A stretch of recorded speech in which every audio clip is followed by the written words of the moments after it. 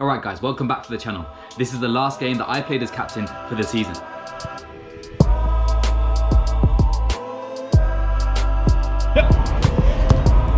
Good quality.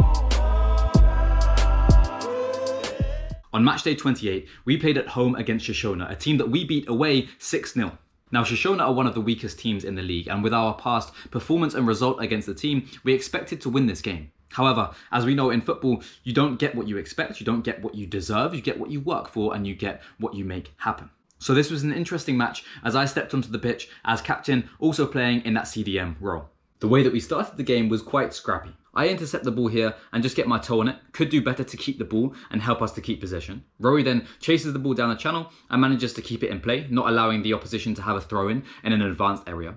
We then try to clear the ball, we win it back once again with Brandon intercepting, and we just try to play in behind to find Emmanuel, but they put the ball out for a throw in. It's not the worst start in the world and it's okay to play a little bit pragmatic and a little bit safe, but I think against this type of team, I would have liked to see us take more initiative, both myself and my teammates, to be more composed and keep the ball. As Brandon turns out here and finds McKeith, who's playing right wing, he decides to go back, recycle the ball, plays to Raf, playing right back, who finds me. I play it back to Rory. My body orientation here could be much better as I receive the ball, and I could probably switch the ball across to the left-hand side in 2 touches if it was better. Here, as I arrive, you can see that my shoulders are closed. I'm facing Raf, and I don't really know what's behind me. So the only option that I have really is to control the ball and play backwards. If my body position was open, and I could receive better on my back foot, then I could maybe switch the ball across to the left-hand side or play a more positive pass forwards. Nonetheless, my pass finds Rory, and he could do a lot better to settle the ball quicker here and increase the ball speed as we play across the dale. When you play so slowly, it means that the opposition doesn't have to work very hard to defend.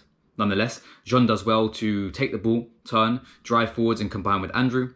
He then finds Abuka, who's playing on the left wing. Abuka comes across, finds me once again, and I find Raf on the right-hand side. Just trying to switch the ball from side to side, working it easily to, again, move the opposition and tire them out a little bit and find gaps. As Raf receives this ball here, I like this decision to go and recycle possession back to the goalkeeper, retain it, and make the opposition have to work.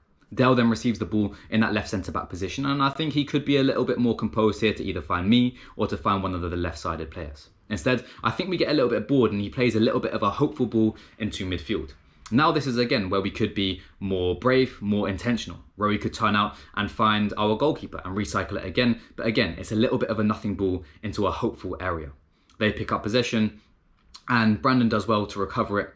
And once again, we could recycle it, we could try to hold the ball, but we just try to squeeze it through. And we're forcing the play when really we know that we're better than this team. We don't need to play to their strengths, which is going to be a game of basketball. They manage to get the ball forwards. Once again, we win it from them as Jean does well playing in that left back position. He finds Abuka, and we know the quality that Abuka has in these 1v1 situations to make things happen. But again, he could play the ball out wide to McKeith, who's made a run off the screen, but instead he tries to force the pass through to Brandon in the middle. So why are we forcing it against a team that we can easily beat if we trust ourselves and each other? If I was to summarize the way that we started the game, it was to describe it as individual and rushed. As this ball gets played into Jean, who's playing left back, he manages to beat his player, then beat a second player as well, and he's doing well to break forwards, but again, just kind of overcomplicates the game here with that final pass. There's no need to try and force the ball from that far away from the edge of the box. Trust your teammates and let's stick to the process as a team. That being said, we continue from last week's game with some really good out of possession work as we press the resulting goal kick. Here, as we squeeze on this midfielder, not letting him turn, Brandon wins the ball and finds Emmanuel. Emmanuel then sets the ball back to me and I manage to find Abuka with a little poked pass, which could have a lot more quality on it. Abuka then comes back to Andrew. Andrew plays simply into my feet and I try to inject pace into the attack, going for a 1-2 with Brandon, who tries to turn and shoot himself, but just loses out in the challenge. His response to that is incredible though, as he finds McKeith. McKeith finds Raf. Raf goes back into Andrew. Andrew recycles it back to McKeith, who beats his man on the inside, comes inside, finds Andrew. And again, we're being really smart here, just keeping the ball, being brave in possession. And then this is just a loose pass from Raf. In hindsight, as much as Raf gives away the ball, my positioning is really poor. I'm being quite lazy. I'm pointing to say that he should simply play back to our centre-backs. I'm essentially hiding behind Andrew and not offering him any kind of support. As I mentioned, I think we overcomplicated the game quite a lot here. Abuka drops in from left wing to get some more touches on the ball, tries to get things going, but again, takes 5, 6, 7 touches and slows the game down a little bit. As this ball is played from Dale to Rowie, I feel like I'm in a good pocket of space, a passing lane is open, but Rowie takes 3, 4, 5 touches and then ends up playing it into the opposition player instead of finding my feet.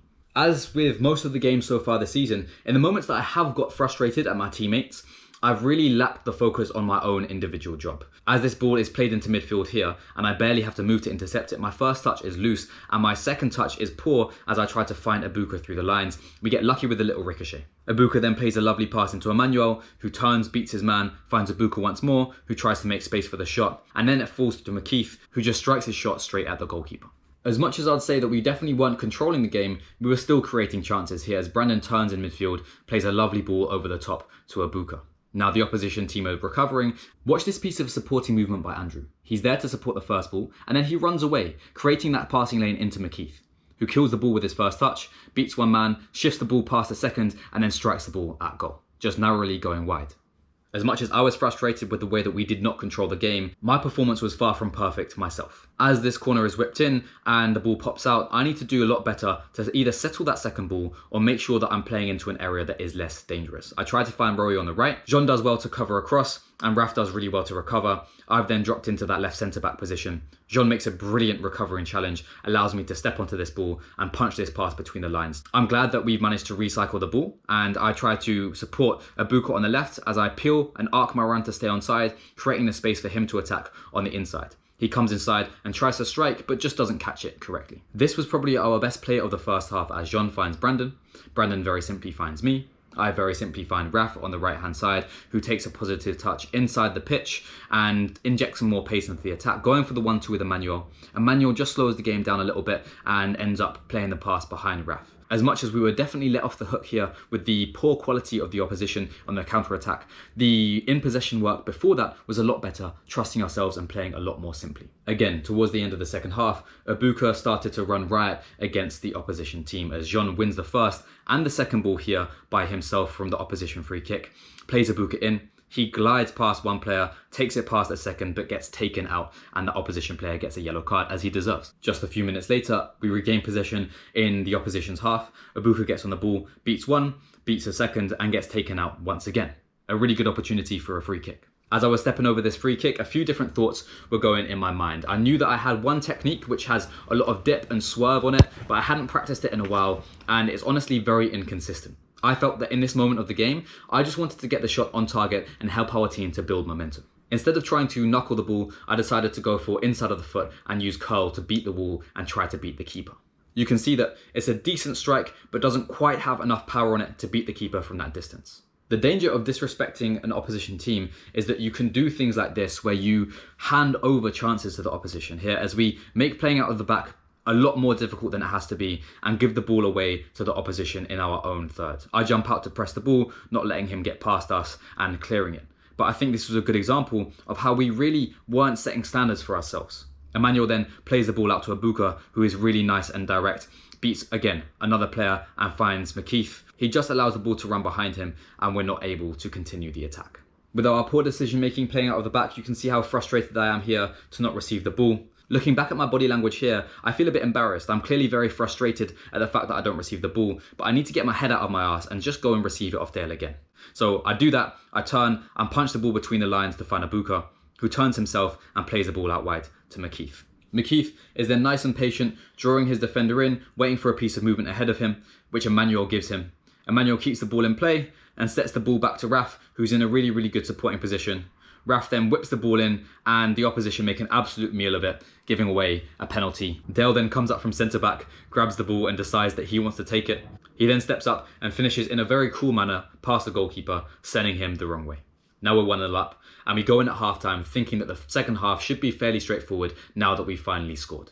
I'm able to get on the ball a little bit more at the start of the second half. Ibuka makes a good decision here not to go 1 versus 3, comes back, finds me to recycle the ball. I see that the switch is on. I think I could put more pace on this ball so that it doesn't bounce before it gets to McKeith. But nonetheless, with one switch, we're in and Raf whips a decent cross into the box. The opposition deal with it. They send it away on the first and on the second. I try to deal with the ball but make a mess of it. I then recognise that I'm in a very dangerous position, so I try to win the ball or take the man, and I end up getting a yellow card. To be honest, I was pretty lucky there because even though I didn't make contact with the player, I got a yellow card, stopped the counter-attack, and really they had the advantage. We've talked a lot on this channel about responding to mistakes, and that is not what I do here as I go to show for the ball from Jean, and the ball gets trapped under my feet once more. I lose out, and now the opposition are going back into our back four. They beat Rowie on the outside, and the winger strikes a dangerous shot across the box. I'm pretty frustrated with myself as I've allowed one mistake to turn into two. Those couple of moments have allowed a little bit of momentum to shift in Xixona's favour as we go to play out of the back, and you can see now they're pressing quite high. Jean tries to beat the man on the inside, does well to beat 1, 2, but just loses out to the third man. Now they've won the ball in a dangerous area. The player strikes the ball and hits the crossbar from a really long distance out. Raf then protects it, tries to get it away. Brandon's out there as well battling, but we just lose out in the corner. It turns into a bit of a scuffle. We try to clear the ball once, but they recycle. They get their foot on the ball, try to play it down that left-hand side once more, and we give away a free kick. From the resulting free kick, we don't deal with the first ball, and as I come out to deal with the second one, even though I get a piece of the ball, it pops up, hits my arm, and the referee blows for a penalty. The opposition attacker then finishes the penalty very well with his left foot, sending Ben the wrong way. Honestly, at this point, the thoughts going through my head were not that positive. I think the way that I responded mentally wasn't great, as I was kind of beating myself up for giving away the free kick and a couple of balls that I lost before that. As a team, however, I think we recovered quite well. The ball goes back to Raf here. Raf recycles it to Rowie. Rowie thinks about playing it across the Dale, but instead finds Andrew, who doesn't quite take care of this pass enough. The ball pops out wide and hits McKeith. McKeith then comes inside and manages to find me. Emmanuel finds me with the 1-2, and I allow the ball to run across my body before playing a left foot pass into Abuka. Jean overlaps him and receives the ball from Abuka, but just doesn't quite get the quality on the left-footed cross. As he's right-footed, he's usually a right-back playing in that left-back position. As much as I was frustrated with myself, I also responded fairly well individually as I settle this ball here and just find Raf on the right-hand side with a simple pass. Once again, we're pressing high. We do well to deal with the first ball as Dale intercepts it. Andrew receives, finds me. I try to trap it, don't do too well, but adapt very well as I take it past the player and find Abuka between the lines. I think in general, from a mental perspective, I responded fairly well to the mistake, as rather than staying with those thoughts about how I've cost our team maybe the win, how I've let our team down, I just tried to get the ball moving here as I spot the free kick and play it simply across to Brandon. Brandon then works it across to Jean, who's very intelligent, waits for the run. Abuka sets it and exploits the space in behind. Jean finds him once again, and we know what Abuka's like in these 1v1 situations as he cuts inside, beats one player, and just as the second player comes, he goes down to win the free kick. Here are a couple really good moments, both in possession, out of possession, and in transition here, as Brandon leaps like a salmon and wins that header. We then recover really well, don't let the opposition play through. Jean makes an interception with a first-time left-footed pass through to Abuka, and once again, Abuka's been on smoke all game, plays the ball through to Mo, who makes a really good run. Mo beats that first player like it's nothing, and then draws the second player in, wins the foul, and again, it's another penalty. Mo steps up over the ball, has a little shuffle to the side, and slots the ball into the bottom left corner. Not moments later though, we get extremely lucky as this free kick is played out wide, and this ball is floated into the box. Ben doesn't come and claim it, and the opposition miss a chance from just 6 yards out. The opposition are chasing the game again. We are able to build out as I pick up the ball here and punch the ball across into our right back. As we progress, we're able to take 5-6 players out of the game now with them behind the ball, and we go to attack down the right hand side as Mo beats his player once again. He then loses out to the second defender, but his response is really positive as he tries to hunt the ball down once again.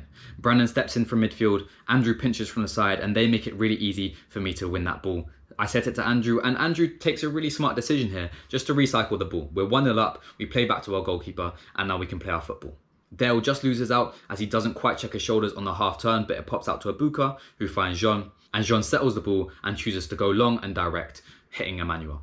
The game has become very stretched now, as you can see that Xixona are attacking. Dale wins this ball, does well with the second as well, and plays it through to Abuka. They fail to clear the ball effectively, and Abuka picks up the second, using his body really well and putting the opposition under pressure. Just gets a little unlucky to not score and squeeze this one in at the near post. As many poor teams do, Xixona decide to get a little bit physical, aggressive and dickish as Emmanuel gets taken out here off the ball. They're also frustrated by Abuka as he beats this player and gets taken out himself. We stick to our process though, as Brandon receives the ball here on his back foot, drives at the opposition back four, beats the man with a little step over and slips Abuka in once again. Abuka's 1v1, he tries to beat his man and he ends up cutting inside, finding Andrew, sets it back to Brandon, and Brandon tries to find the top corner from outside the box, but just smashes it wide. Ethan, our captain, is now on the pitch and I've given him the armband. Even though Ethan's a left winger and he's been playing left back a few times this season, he's having a great time running around up top and being a nuisance to the opposition team. Here, as he intercepts this pass, plays it to Abuka first time. Abuka cuts inside, using Ethan's run as a decoy, and just again, smashes wide. Xixona are really struggling now as the game's become so open. We win the ball high up into their half. Abuka gets onto it and slips Ethan in, who just forces a save out of the goalkeeper, and Abuka smashes the rebound over. Abuka probably could have had a hat-trick this game, and he absolutely terrorized the opposition defenders, and it's such a shame that he wasn't able to finish that and get himself the goal that he deserved. We do really well to defend this counter-attack as Dale heads clear and finds Jean. Jean's aware of Ethan's position immediately and finds him in a very direct manner. We're now counter-attacking. The opposition's shape is so stretched. It's a 3v3. Ethan slips in Abuka with a pass after drawing in the opposition defender, and Abuka beats the goalkeeper, slips it through to Ethan, who has the easiest tap-in of his life. It's 3-1, and we finally know that we put the game to bed. The whole of the second half from the sideline, our coach has been screaming at us to just put the game to bed, make sure that the opposition can't come back. As a team, we made the game far more difficult than it had to be. We didn't really control the game as well as we could and allowed the opposition to have chances, as I gave away the penalty. But nonetheless, we were definitely the better team and we walked away happy that we'd won. To be completely honest, I didn't feel very satisfied with that match. It's a funny feeling when you win, but you know that you haven't played to your potential, both as an individual and as a team. I know that there were so many moments where I fell below my own standards of myself. So I was really intentional when watching this game back to try and reflect on it and rectify all of the mistakes that I made during this match in the next week's fixture. Remember, ballers, it's not about never making a mistake, it's about how you respond. If you enjoyed this video, please don't forget to like, comment down below and subscribe to the channel for more content. I hope you find a way to keep learning and growing and pushing on as a footballer this week, ballers. And remember, ballers find a way.